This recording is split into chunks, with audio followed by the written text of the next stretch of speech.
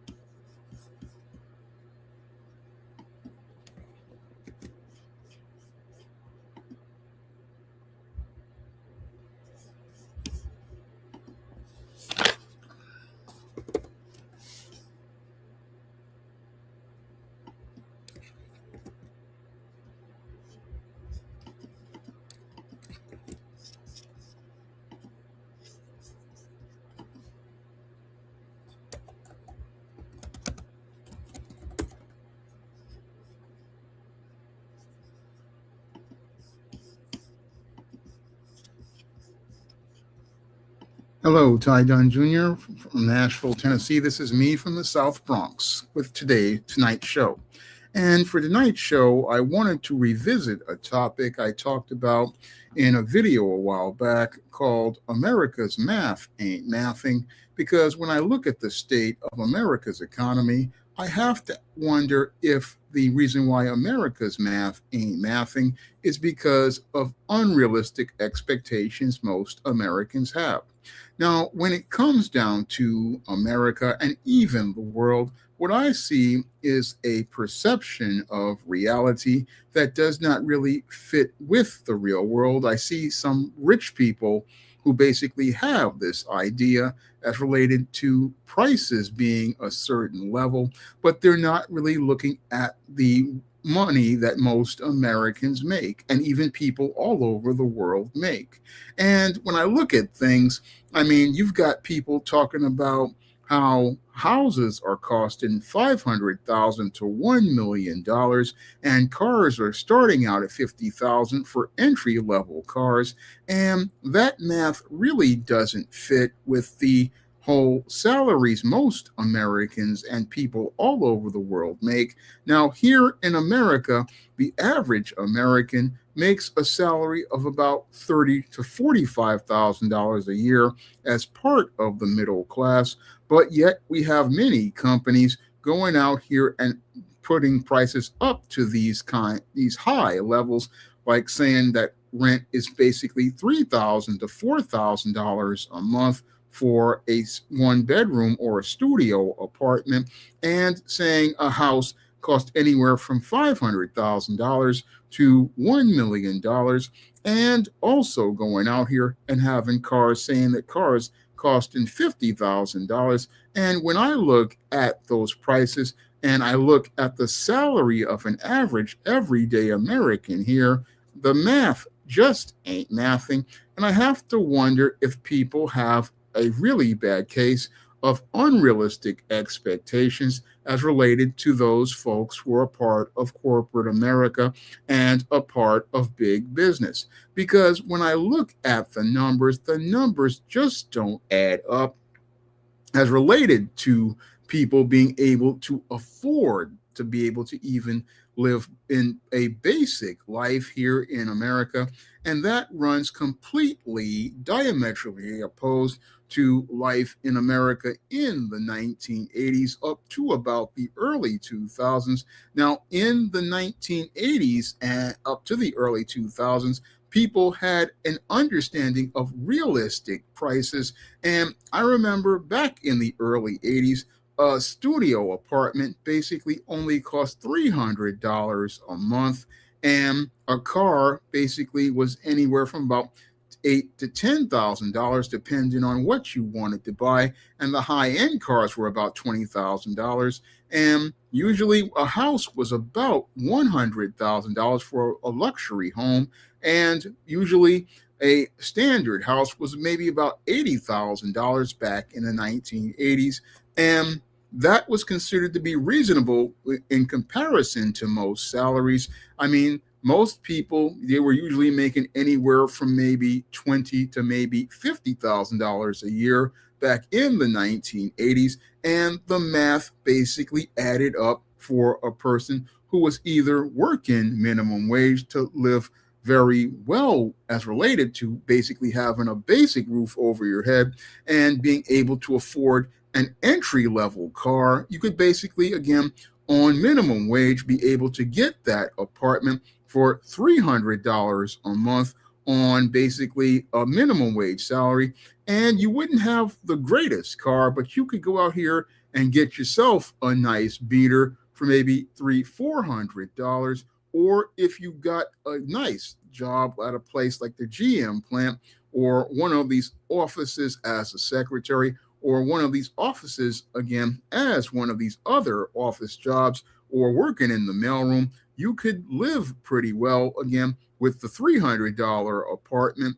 And you could go out here, and if you had some money, go out here and basically look to buy yourself a new car, because entry-level cars were still being made here in America back in the 80s. And you had your choice between, they weren't the greatest cars. There was cars like the Chevrolet Chevette, the Chevrolet Citation, the Chevrolet Cavalier, and cars like, I think, the Dodge Aspen. And there were entry-level trucks like the S10 trucks and for Chevrolet and the Ford Ranger. And then you had entry-level Dodge trucks. Again, you had entry-level cars. And again, these cars only cost anywhere from maybe, I think, $5,000 to about $7,000. And entry level, again, was a car. We usually had the roll-up windows. And one of the options was you could get air conditioning and maybe a radio.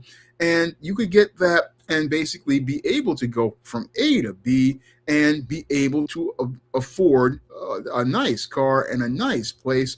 And what happened was people were able to afford to basically go leave their parents' home at 18 years old with a high school diploma.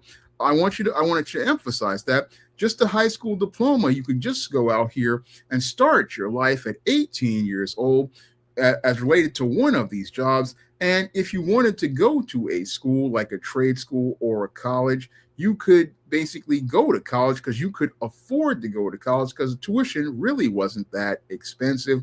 And life was pretty good for people to, again, step up into the middle class because there was an entryway for people to come into the middle class and be able to afford to come into that middle class.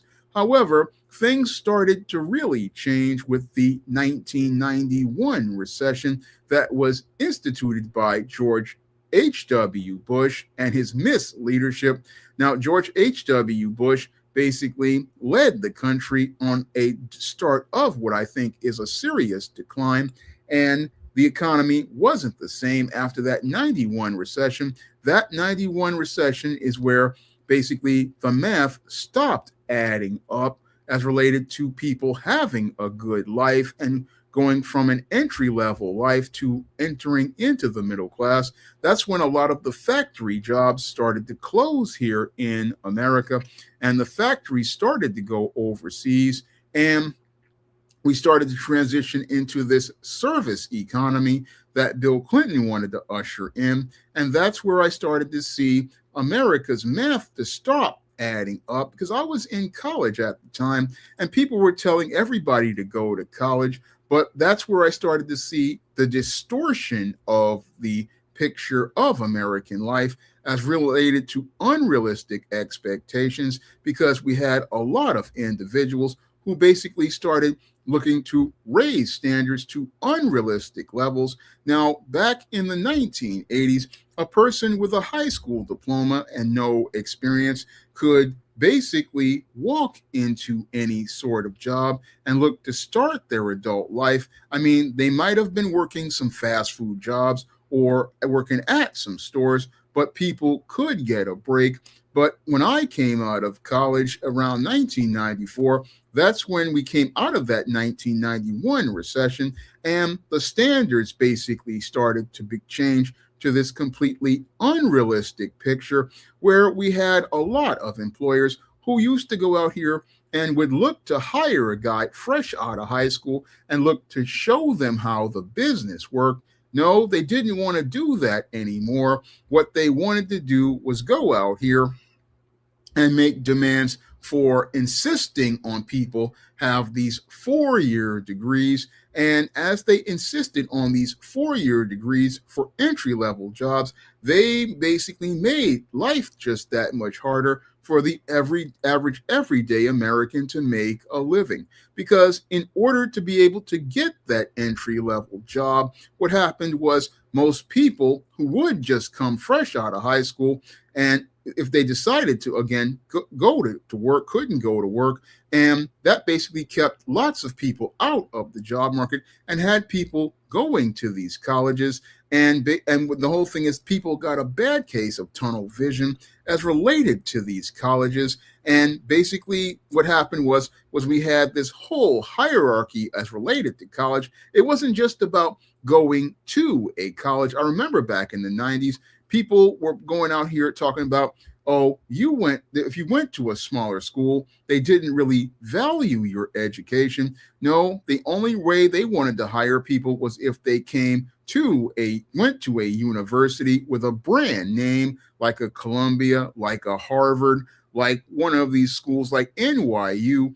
And it made it just that much harder for the average everyday American to be able to go out here and start making that living because they created a barrier to entry level. I mean, originally there was no barrier to entry level. If you had no experience, basically people just understood and said, hey, this 18-year-old kid, they don't really know nothing. We're going to show them the game and basically pay them as we show them the game because we want them to learn how the business works.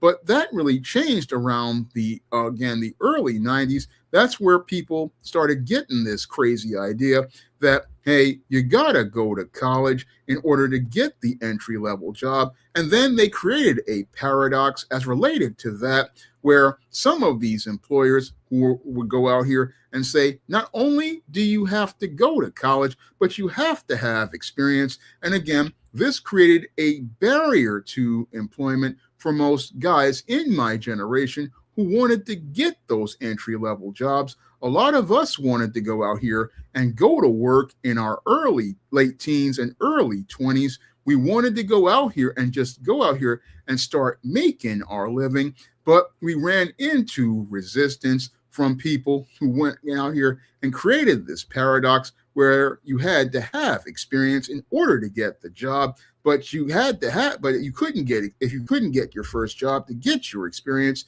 again, made it hard for people to come in, and that's all due to their complete distortion of reality as related to people being able to live. A lot of these folks basically, again, stop living in reality and understanding, hey, a person gotta be able to start somewhere.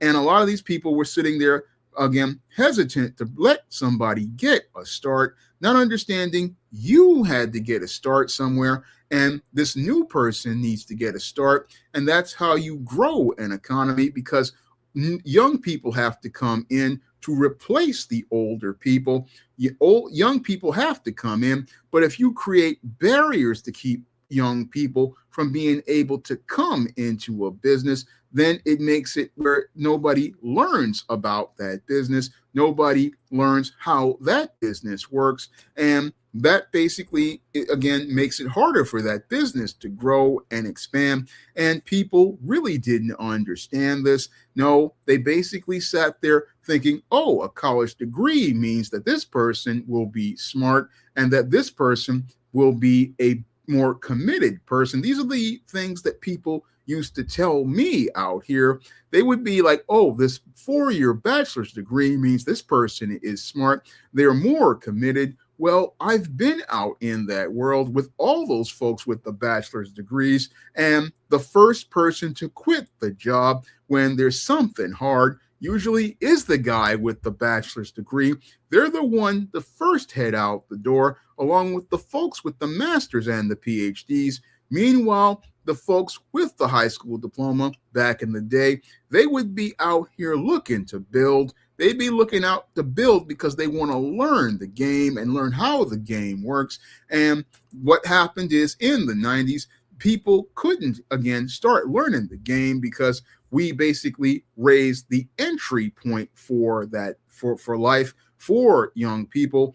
And as a result, that's where we started to see, I believe, the real start of the cost of living crisis, because many of those Gen Xers like myself, we couldn't go out and leave home the way many of the baby boomers were able to do at 18. No, because we had a hard time finding a job or being able to find someone to take a risk on us, even with college degrees, even with sometimes work experience at internships or just us being out here. It basically became that much harder. And instead of us leaving our parents' homes at 18 or even 21, what you started to see was a lot of Gen Xers basically staying home with their parents because they couldn't afford to leave their house. No, they couldn't afford to leave their house and create their own household because we couldn't go out here and start our lives. And since we couldn't start our lives because the math wasn't mathing, the math wasn't adding up, because how do you start your life if you've got this paradox where you've got employers saying, oh, I want someone who basically has experience, when an 18-year-old, a 19-year-old, a 21-year-old, again, really ain't been working that long. And they're coming out of a recession where companies basically been laying people off and ain't been hiring people. That's where I start to see, again, when I was younger, the math not mathing, the math not adding up. But you had many of these baby boomers and many of these older silent generation and greatest generation folks trying to make this logic work, where they basically were out here denying many people who were Gen Xers opportunities to be able to go out into the world and start our lives. That's what really, I believe, started things, because they started the unrealistic expectation of the job market as related to saying, oh, I want all these degrees because I think the person with the degree will be smarter. I think the person with the degree will be more committed. I'm going to raise that bar to get this so-called better person. And you really didn't get any better person because, again, these were the guys who bolted after 6 months. Some of them even bolted after a year, and a few even bolted after sometimes 2 weeks. Most of these folks with the degrees, again, from my experience, be the first one to head out the door. But you had many of these companies basically sitting here trying to make this whole logic work as related to their unrealistic expectations, even though we clearly see that the math wasn't mathing and it wasn't really adding up to make sense. And as this was going on, we basically saw, again, prices start to go up. In many areas, we started to see prices going up as people basically started to get a more distorted picture as related to the value of property. A lot of these folks out here be thinking, oh, this property is worth so much. I mean, it really reminded me of the speculator boom of the early 90s as related to the comic book industry. Now, I've been a comic collector for over 40 years, and I can tell you from my time in the late 80s and the early 90s how people's unrealistic expectations really destroyed the comic book industry.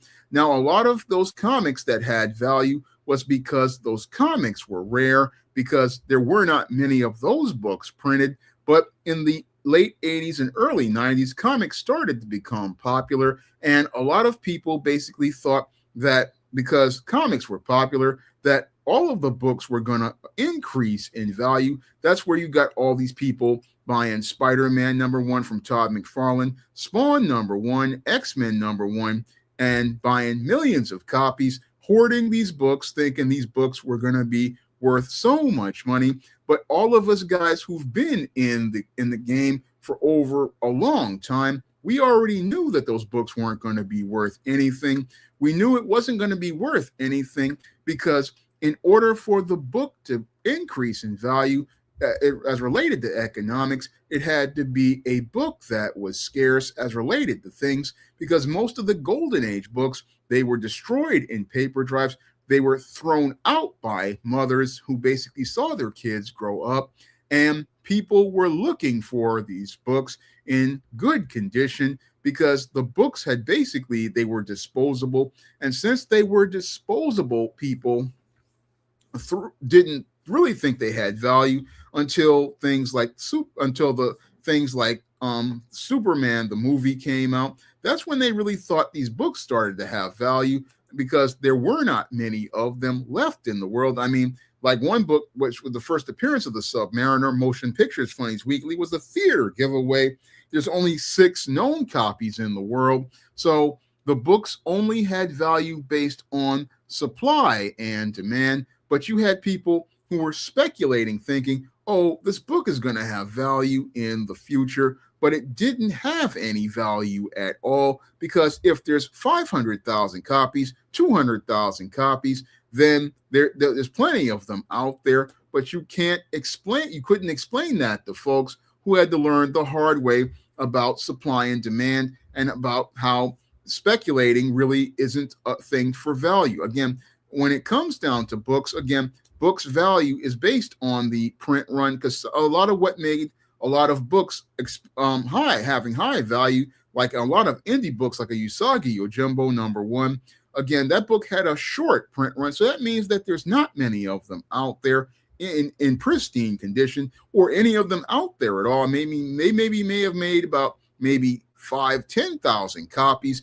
and a good chunk of them were destroyed. But when you have people who are, again, caught up in speculation, they have unrealistic expectations, and that is a big problem with the American economy ever since the 90s. And the same thing happened with the real estate. In the 90s, we started to see not only the distortion as related to the perception of the job market with the college degrees, we started to see this distortion of the real estate, where people, again, originally were just buying houses for maybe $80,000 to $100,000 all across the country. You could get a pretty nice house for $80,000 to $100,000.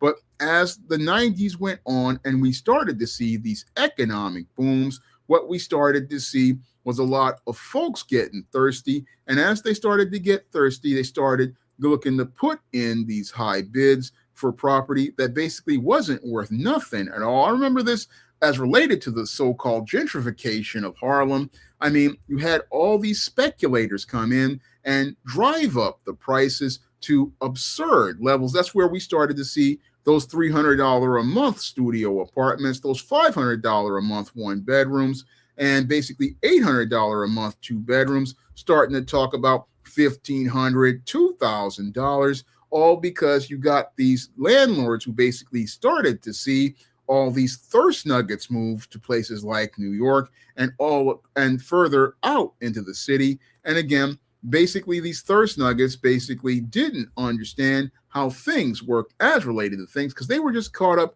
in trying to get something as related to social status.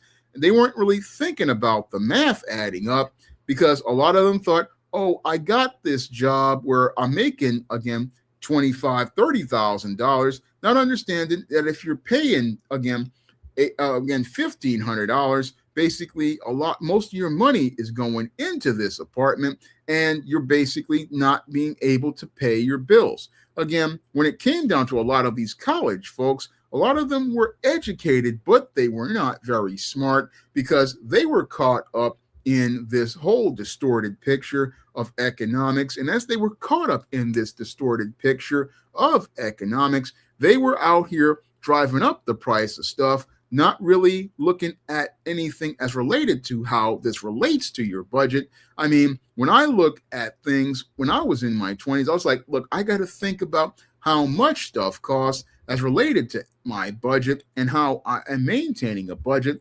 But you got a lot of folks out here who, when they got their jobs, it just went to their head, and they basically were thinking to look to pay these crazy prices. And that's where we started to see, again, further distortion of this whole cost of living, this distortion of cost of living, where people are out here spending money because they think, oh, I'm a college educated person, I'm looking to, again, elevate my social status, but your math not mathing, your accounting ain't adding up, your books are not balancing. I mean, it all comes from a completely distorted picture of economics as related to business. And that distorted picture has people out here, again, they were in the 90s starting to spend lots of money, and that was exacerbated by the dot-com boom.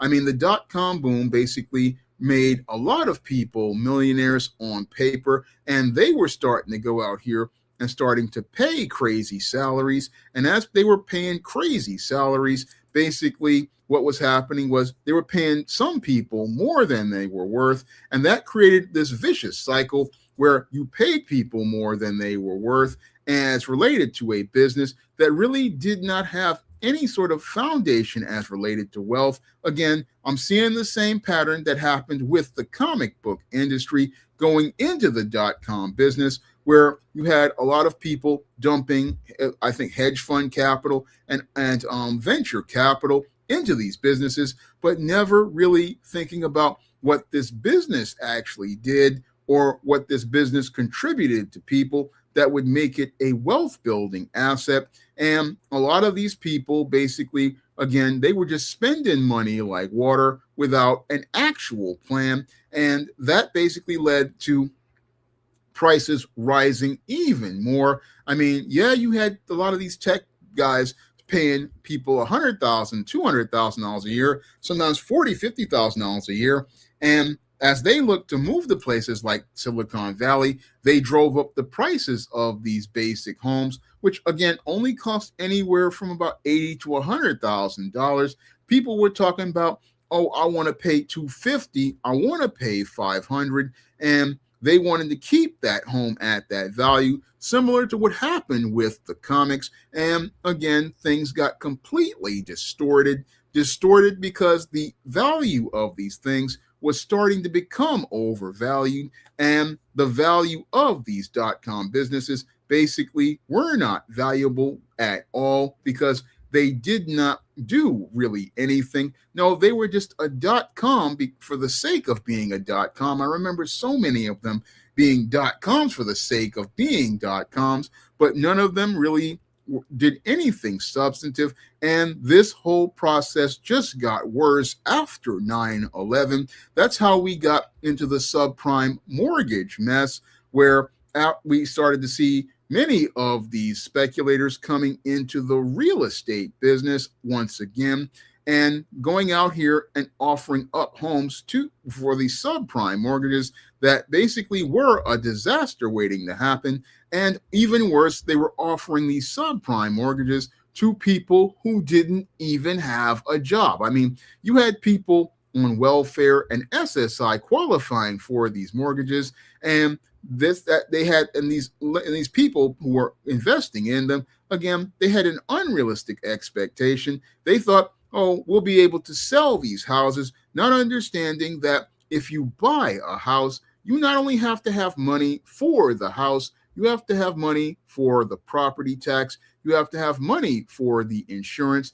You have to have money to maintain the property. And all of that is going to wind up eating you up. And that's what happened to a lot of people in the mid 2000s that led to the Great Recession of 2008. What happened in 2008 is that all these folks who had these unrealistic expectations as related to the real estate market, basically all of their bills started to come due, similar to what happened with all of those people with as related to the college degrees, as related to the dot-coms. Again, their unrealistic expectations basically ran into a wall of reality. And as they ran into that wall of reality, that's where people started to see, oh, that real estate really wasn't worth that much. And now we've got all of these mortgages from people who ain't got no job, ain't got no way to pay the mortgage. And on top of that, municipalities weren't going to get their property taxes paid, which would affect the municipality's business to operate.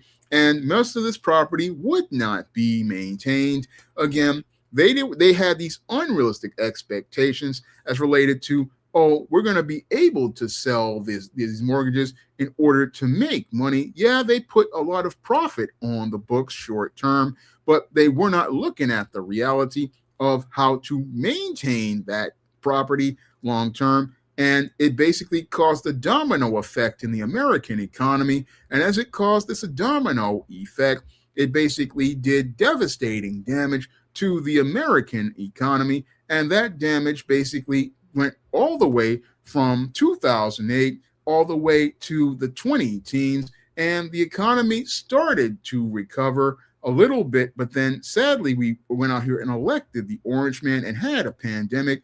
And now the unrealistic expectations basically continue to get worse.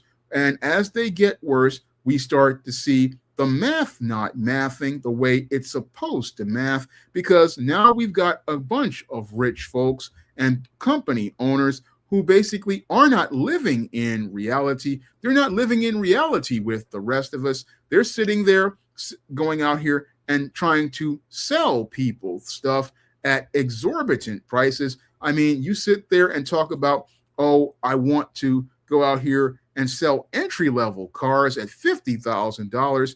I mean, I look at that and it just makes me shake my head, because I remember, again, in the 1980s, a good car would cost brand new would cost anywhere from $7,000 to $10,000. And again, a kid making, again, $18,000, $20,000 could afford that car and basically have good A to B transportation. And I remember, again, apartments only being $300 a month. And if you made $300 a week, you could basically go out here and have $300 from your first paycheck to pay the rent and the bills as related to stuff. I mean, you could still save some money as related if you budgeted your money and still have money to go out, here and take your girl out someplace, because places wasn't costing that much. But these days, you got all these rich folks who run these companies sitting there thinking, oh, I can go out here and get people to buy a $50,000 car on a $35,000, $45,000 a year salary. And that math ain't gonna math. It just isn't going to add up if the average everyday American goes out here and makes $30,000 to $45,000 a year. And that's compounded with, again, $200,000 that they have to pay in student loan debt in order to get that entry-level job. Then how is that person going to be able to start their life and go out here and be able to afford to be able to leave their parents' home? Critical question I want to ask all those folks who are a part of big business: how does a 21 or 25-year-old person be able to afford to leave their parents' home if they are that lucky to get a job, because it's next to impossible to get these jobs because there's basically more barriers to employment? I mean, it was already bad enough that it was like hard in the 90s to get jobs because of the college degree, a requirement that basically put a wall in front of people, but that wall even got even higher once we started to put jobs online. Once jobs started to come online, it became even that much harder for the average everyday American to find an opportunity at a job. That's one thing I want people to understand, because I've been looking for work for about 17, 18 years, and basically you have to run into this wall. Again, first we got these degree requirements, then we got this whole thing where you have to go online. You can't just go pound the pavement and go talk to a manager. The managers these days refer you to the website. You go to the website, and that website basically, your whole application basically falls into a black hole. And that black hole has gotten progressively worse, because now we've got some companies like Burlington and other sites using AI, and that basically means that you're not going to be able to talk to a real person like they used to do in the 80s. In the 80s, you could, again, go somewhere, talk to someone, and that person would understand, okay, here's an 18-year-old kid who's looking to get started. I need to let this person come on the job so that they can get their start. Yeah, they may be a little rough. They may have a little rough edges, but they're coming here and they want to learn. And I can go out here and help that person learn how to do this business, or learn what they need to get their teeth cut so they can go on to their next job. That's what people used to understand. But sadly, as society became more distorted and people's perception of society got more distorted, we basically have just no understanding of how things are supposed to work. I mean, a lot of us are out here, again, you've got these people in corporate America, again, not understanding there needs to be an entry level for all the college grads. And there also needs to be easier access for people to come into the economy.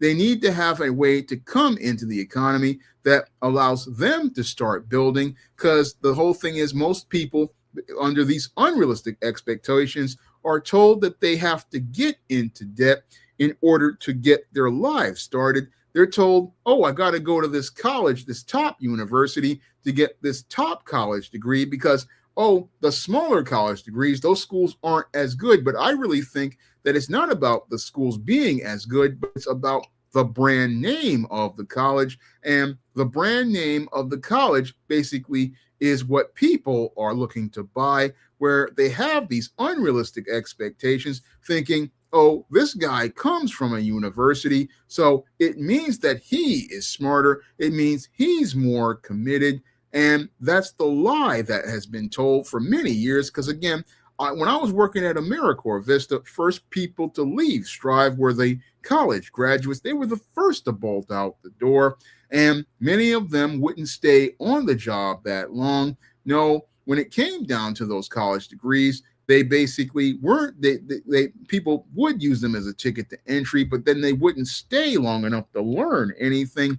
No. College degree didn't mean that at all, but all it meant was a lot of debt these days, because again, you got $200,000 just to come into an entry-level job that only pays maybe a $35,000, maybe $45,000 a year. I mean, some of these jobs, again, some of them are $17, $18 an hour. You want a college graduate who has $200,000 in debt to come into a job that pays $17, $18 an hour. And then these same people are expecting the person who's coming into a job that pays $17 an hour to have enough money to afford a $3,000 or $2,000 a month apartment, a $50,000 car, or a $200,000 or a $500,000, $1 million house. And that math ain't gonna math. No, it ain't gonna add up. And that's compounded by most of these jobs not even lasting long enough for you to be able to build anything. I mean, with the modern American job, only lasts anywhere from 6 months to a year. And that goes far down from, I remember in the 1980s, you usually had a job for life. But by 1991, that went from a job for life to a job that may be 5 to 7 years. to the 2001 recession, where that went from 5 to 7 years to 3 years. And as we went into the 2008 recession, the jobs only last maybe 6 months to 1 year. And you're telling people that they can go out here and build their lives on jobs that only last anywhere from 6 months to a year. That math ain't mathing. That math don't add up. And it's really not adding up. And that's why we have this cost of living crisis, because the math just not mathing for America's economy. The math just doesn't add up. I mean, you have people who just, again, who are at the top levels of our society, who don't even understand how society works. They've created a whole lot of just ridiculous and absurd rules as related to even getting one of these jobs. I mean, they basically have made it impossible for a person to just come into a job. I mean, again, I remember when I was in the 80s, my brother, he was able to just go out here, pound the pavement, able to easily get work. But when I look to enter the job market, temp agencies throwing up walls, again, as related to things, and even with college degrees, throwing up walls, never wanting to give you that shot. And that made it, again, that was the start of things getting hard because of the unrealistic expectations many of these folks have, especially a lot of these baby boomers. Again, they basically have these unrealistic expectations, and those unrealistic expectations of people basically make it just that much harder for people to be able to live in this society. All of those unrealistic expectations that they have, I mean, they create all of these barriers that make life just that more complicated. Because I can go back to my father's time when he was alive. He basically said that, if you went to a company and said you wanted a job, somebody would go out here and, again, take a chance on you, and basically you could get yourself started. It may not have been the best job. It might have been a porter. It might have been a janitor. It might have been something. You would have been able to at least start making some money, and you could start working on your life because somebody gave you a shot. But when I look at things from the Gen X period on, I see how we are basically in this cost of living crisis, because that's when the math stopped adding up, because people basically got this completely distorted picture as related to how life worked. I mean, that was really something I saw growing up in the 80s, where people were watching these soap operas, watching these movies, and basically their whole perception of reality became completely distorted. That's when people started having these ideas about, oh, I'm going to date these millionaires and I'm going to look for this rich guy.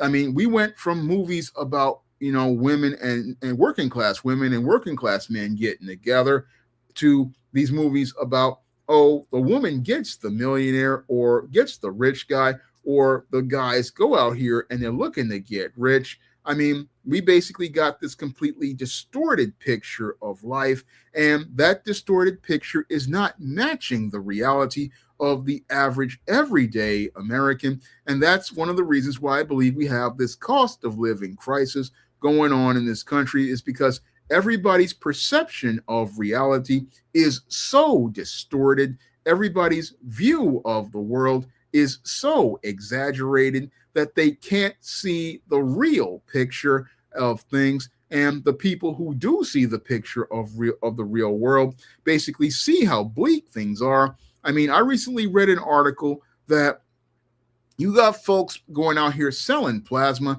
just to go out here and be able to pay their bills, because even though they're working, it ain't enough money to even make a living out here.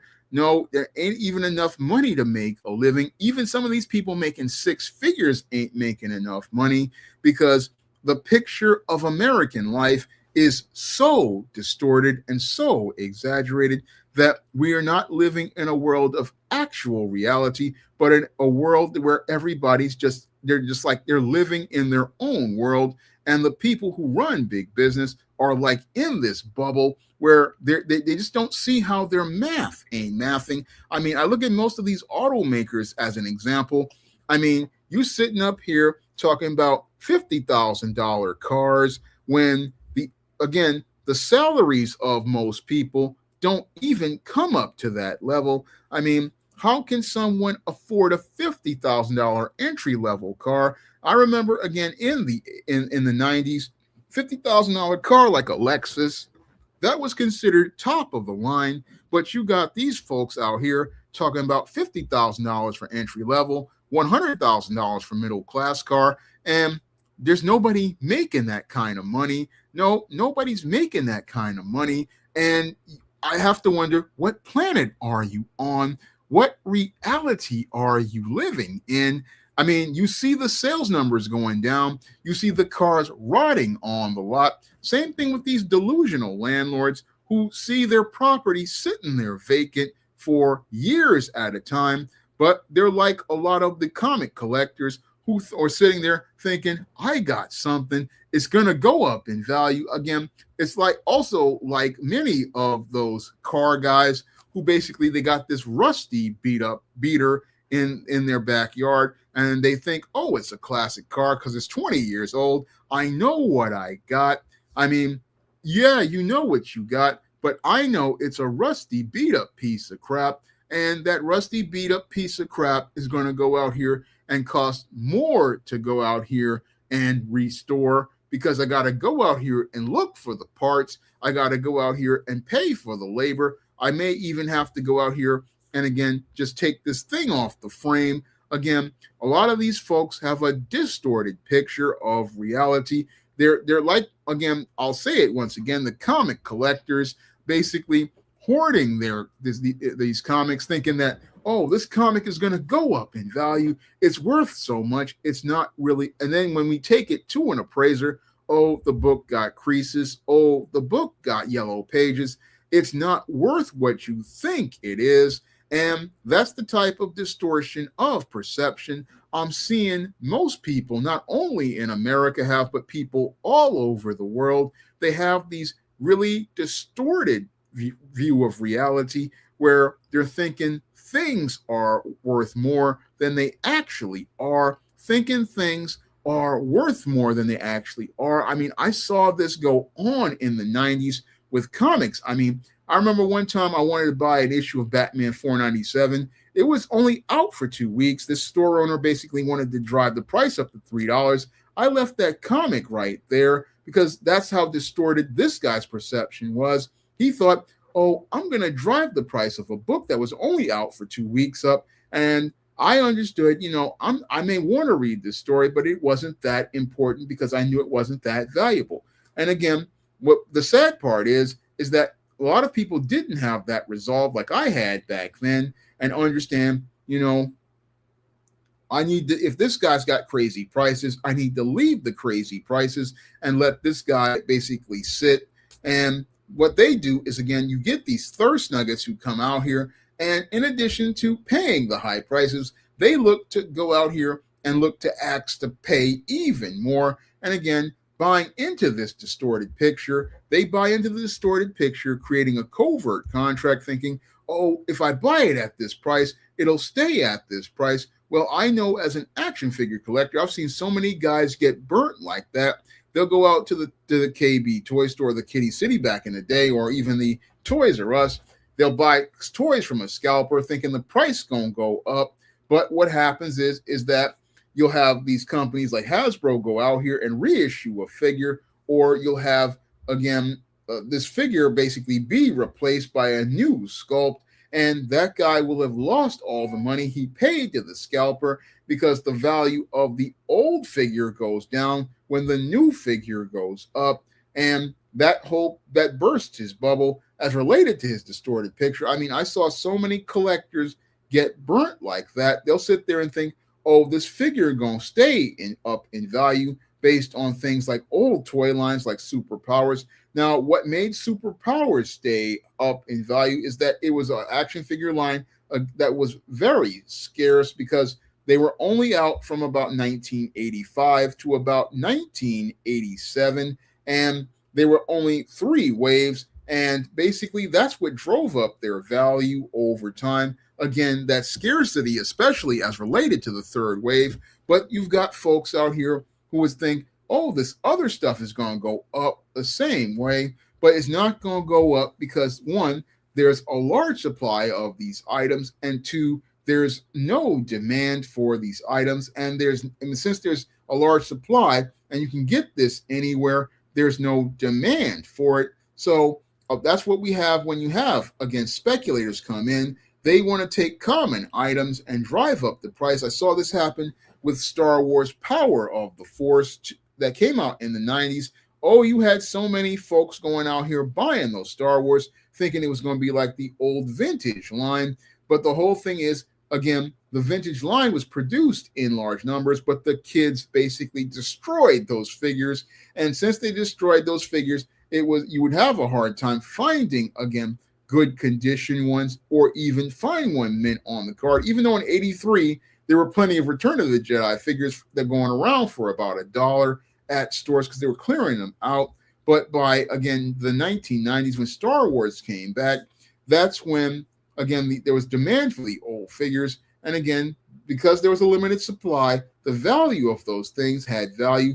But again, people don't understand this in our economy, and they basically have distorted everything. And that's where you get it to a point where you've got to have $100,000 a year just to break even in this country.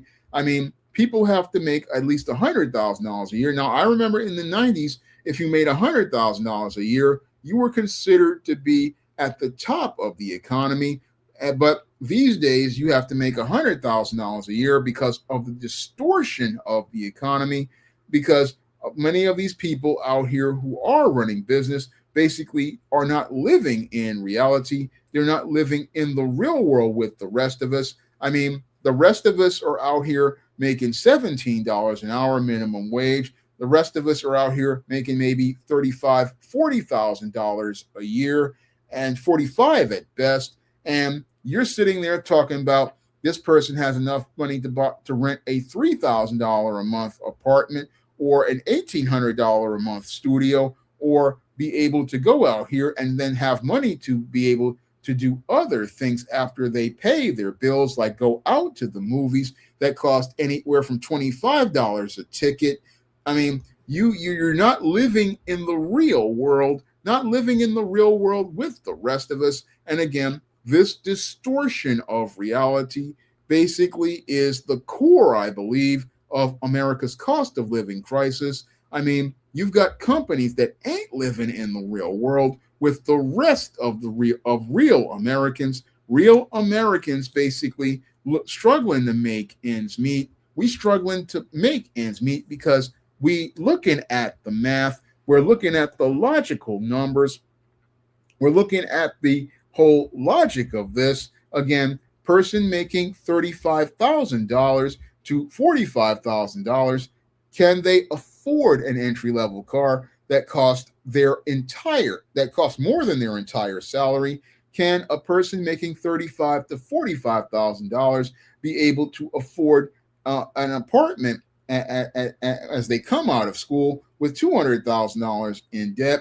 That it costs, again, anywhere from $1,800 to $3,000 a month on, again, starting salary of maybe $35,000 to $45,000 a year, or $17 an hour. This ain't adding up. And we've got, sadly, a lot of these government officials and these corporate types with their heads straight up their asses. I use profanity here, straight up their asses as related to reality, and can't see that the math that you got here ain't mathing. The math you got ain't adding up. And since it's not adding up, this is why many of your stores are basically losing money. This is why you've got merchandise rotting on the rack. And this is why you've got so many people stranded in debt. And on top of that, you've got even more delusional individuals sitting here talking about AI. That's what really makes me shake my head. Oh, we're going to use the AI to replace people's jobs. And people right now can't afford anything, and they don't see where they're going. I mean, these people basically talking about, we're going to replace the workers with AI and be able to save all this money. Well, you're not going to make any money because if nobody's got a job, then who's going to buy your products? Again, a critical question I have asked multiple times. Again, when you see how the math works, when you understand how logic works, and I failed algebra multiple times, but I understand how logic works. I mean, how are you able to say, oh, we're going to lay off all these people, the AI is going to save us money? Well, how's the money going to come in if people ain't got no money? If people ain't got no money, they have no money to buy your product. But these geniuses who think that they're so smart can't see how their math ain't mathing, can't see how your math ain't mathing. They can't see how things ain't adding up, and they can't see the pattern as related to the distorted picture they have been following ever since the 1991 recession, where you started this whole pattern of unrealistic expectations. You started out first driving up requirements for jobs as related to college degrees. Then you go out here and create speculator booms that basically get progressively worse, first with the comics, then with the .coms, then with the subprime mortgages, then with the streaming. I mean, all of these people basically, again, looking to gamble with things, taking stupid and unnecessary risks. I mean, not understanding how to make a calculated risk with critical thinking, because calculated risks basically can make a profit. But when you make stupid risks, you basically risk everything and lose it because you didn't really count the cost. You didn't count the cost as related to things. And this is what happens with America again and all over the world. I mean, it's in China, it's in Korea. Again, people having unrealistic expectations and not seeing how your math not working, seeing how things ain't adding up. I mean, not understanding, hey, your workers are paid a certain salary, and if they're paid a certain salary, then what's going to happen is they can only afford things at a certain price. And if you drive things up higher than that price, then you're not going to have anybody to buy your products because those products are unobtainable. Then again, people, they just don't understand anything as related to basic logic. It's like you're in your own world. A lot of these folks basically been here too long. That's another thing that I see. I mean, you got folks who've been in a job too long to understand, hey, you can't sit there and again make it where the person can't come in at the entry level and work their way up towards being a part of the economy. If you throw a barrier in front of those people, what's going to happen is they're not going to be able to move. And that's what's happened ever since Gen X. Many Gen Xers like myself, we weren't able to move out of our parents' apartments. We weren't able to start our lives because of the start-stop cycle of many of these jobs. I mean, again, we go from 5 to 7 years to eventually to a 3 to 5 year period to now basically 6 months to a year for these jobs. But you got folks talking about, oh, this person should be able to afford a mortgage. Well, how do you afford a mortgage when your job, basically, you don't know if you're going to have it in 6 months to a year? Critical question I want to ask many of these rich folks and many of these business types. How does a person be able to afford a life and to start their life if the barrier to entry level is impossible to get to? How does a person be able to afford to start making steps towards moving ahead in their life if they basically can't come in at the entry level because you've basically made the price for entry too high? I mean, $200,000 for a premium college degree to enter, to even basically try to enter into a job market where the salary doesn't add up to be enough to be able to pay that debt.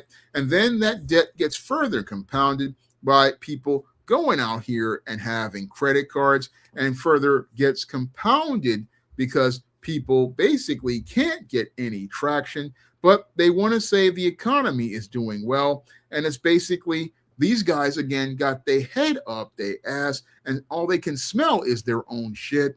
They can't see the reality going on for every average, everyday American. No, can't see the average, everyday American because they're in their own world where they think that this illogical math is mathing, but this illogical math doesn't math. And sadly, we got folks from the White House to the State House to the corporate America.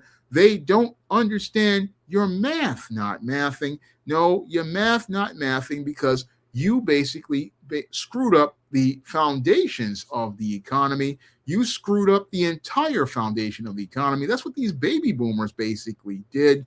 Basically derailed the economy because you made the price of entry next to impossible for the average everyday American to come in. Then on top of making the economy, again, hard for new people to come in, you basically do things that are like not investing in men. Another thing that they do, because I was reading another article in the Wall Street Journal that just boggled my mind, saying, oh, why aren't there men looking to get married? Well, you never invested in any of those men.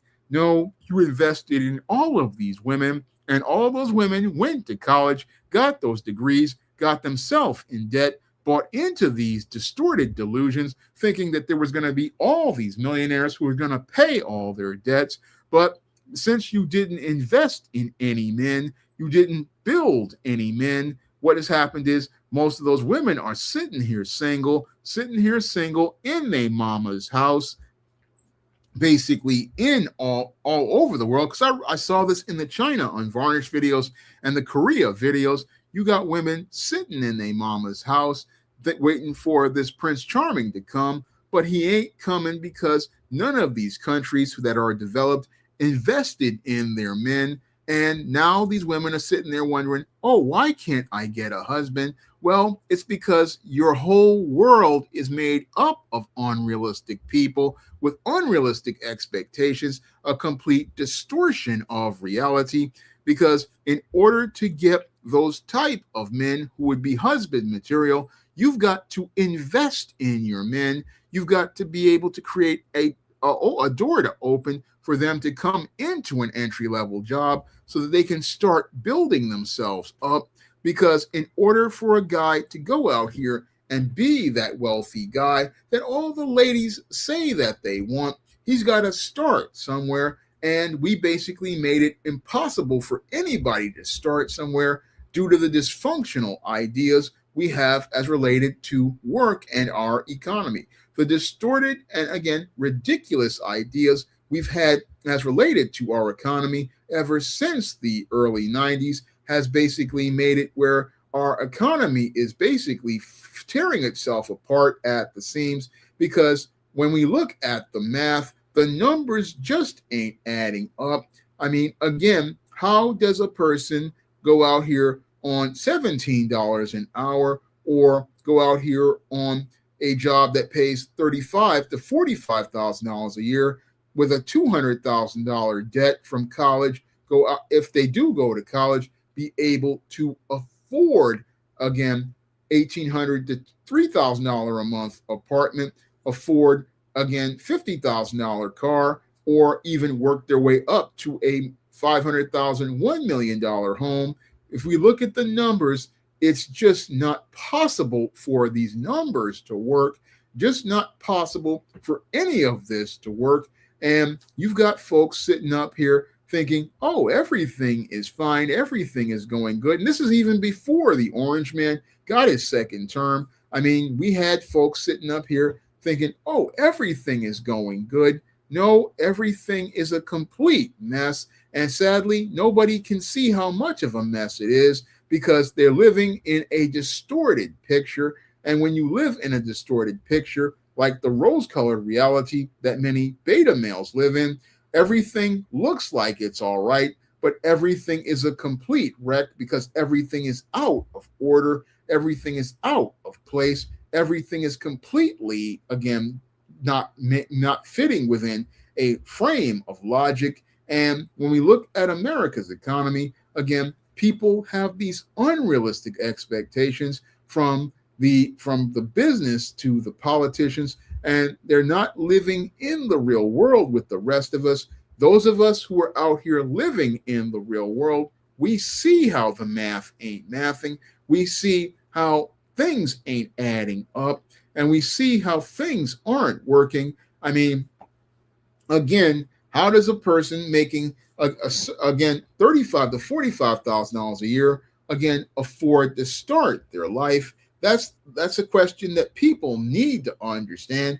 And again, $35,000 to $45,000 back in the 80s was a lot of money. Back in the 1980s, $35,000 a year, you could start working towards start building your life. You could go out here and start working on getting yourself maybe a down payment on a house or a condo, or start working on buying a better car like a Nissan Maxima, or basically try to look to buy one of these BMWs. I mean, that's what people did when they was making $35,000, $45,000 a year. But that same salary today won't even pay your rent, won't even pay your groceries. But you got folks out here again who at the top think everything is all right, because they basically, while they've had all this money, they think everything's okay. But this is a house of cards that basically is going to possibly collapse once again, like it did during the Great Recession. Is possibly going to collapse because if people can't go out here and again get their start, can't even get another job, it becomes harder for people, and life has become a lot harder for folks of Gen X and onward. We've had it just that much harder because many of these folks, these baby boomers, many of these silent generation folks, again, they didn't leave the world to be better for the next generation. No, they made it worse because they made everything overcomplicated. They basically put up a lot of heavy burdens on people, similar to what Jesus talked about with the Pharisees and the Sadducees, how they went out here and made things harder than it needed to be. And sadly, that's what's happened here with our economy. We've made everything just that much harder, made everything just that much harder for the average everyday person to be able to do. I mean, again, I remember in the 1980s, again, guy shows up and again, people would give him that chance at that job. People in my father's time in the late 60s and 70s, guy shows up and says he wants to work, can get a job. But in these 2020s, it's basically you fill out applications. The applications go into limbo or they're processed by AI, and people wind up getting lost. But we're expecting those people to go out here and be able to, after they, even if they do go to college, again, be able to get this entry-level job. But you made the point of entry next to impossible to get through since 1991. I mean, you've made life just that much harder, and you think, oh, persons has to endure the rigor. Well, there's no enduring rigor if this whole thing is impossible to work with. And a lot of people don't want to admit that it's impossible to, again, get over these things. I mean, I've been applying for jobs, and just recently, I mean, I had that thing with Burlington where I run into this AI, which tells me I don't meet the minimum qualifications for a stock worker. And I'm the guy who worked at this company once before, but I don't meet the minimum qualifications. I mean, this is the insanity that most young people are dealing with. I mean, on top of these jobs not lasting that long, but these same people want to tell us, oh, the economy is okay. You will be able to start your life. Well, I was waiting to start my life since 1994. I mean, I've been waiting for years for things to get better, but all I run into is resistance. And again, I run into people who go out here and look to make delusional ideas, again, about college degrees from being these top schools. But I'm seeing the people from the top schools, they're the ones running the country straight into the ground because they don't really, again, stay nowhere long enough to learn how things work. They don't really understand how things work as related to people. And these people have a distorted picture of reality. They don't see the real world around us. They don't see how the math isn't mathing. Again, these people passed algebra. I didn't pass algebra, and I can look at reality. I can look at the pattern of things and basically see this ain't adding up. And if it doesn't add up, it can't stay sustainable. I mean, just like the comic book industry back in the 90s, all of those speculators basically thought they would be able to go on forever selling badly written and badly designed books. But eventually, what happened was eventually the whole industry completely collapsed. And it collapsed because people realized, hey, that issue of Spawn #1 that they have a million copies of, it ain't going to be worth nothing at all. Those copies of Jim Lee, X-Men 1, 2, and 3, and many others basically ain't going to be worth nothing at all. That Todd McFarlane Spider-Man that sold a million copies, that's not going to be worth nothing.